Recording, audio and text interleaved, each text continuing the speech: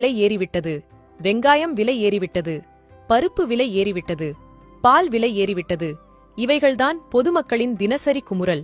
என் மகனை என்ஜினியர் ஆக்குவேன், என் மகனை டாக்டர் ஆக்குவேன், என் மகனை கலெக்டர் ஆக்குவேன், என் மகனை வக்கீல் ஆக்குவேன் என்று கூறும் பெற்றோர் தங்கள் பிள்ளைகளை வேளாண்துறை வல்லுநராக்குவேன் என்றும் விவசாயி ஆக்குவேன் என்றும் கூறுவதில்லை.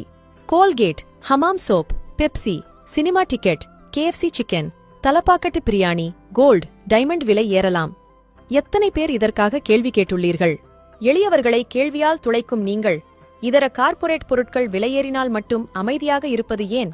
சிறு காய்கறி கடைகளில் விலையினை குறைத்து கேட்டு மல்லுகட்டும் நீங்கள் ஷாப்பிங் மால்களிலும் பெருவணிக வளாகங்களிலும் எவ்வளவு விலை கூடியிருந்தாலும் பகட்டால் அமைதியாக இருப்பது ஏன்?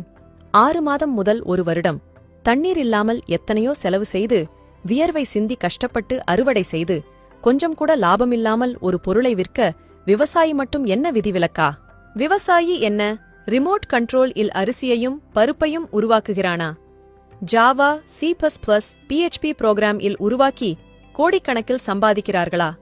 விவசாயியையும் விவசாயத்தையும் வாழவிடுங்கள். இல்லையேல் கடைசி மரமும் வெட்டுண்டு, கடைசி நதியும் விஷமேறி, கடைசி மீனும் பிடிபடும்போதுதான் உரைக்கும். பணத்தை சாப்பிட முடியாதென்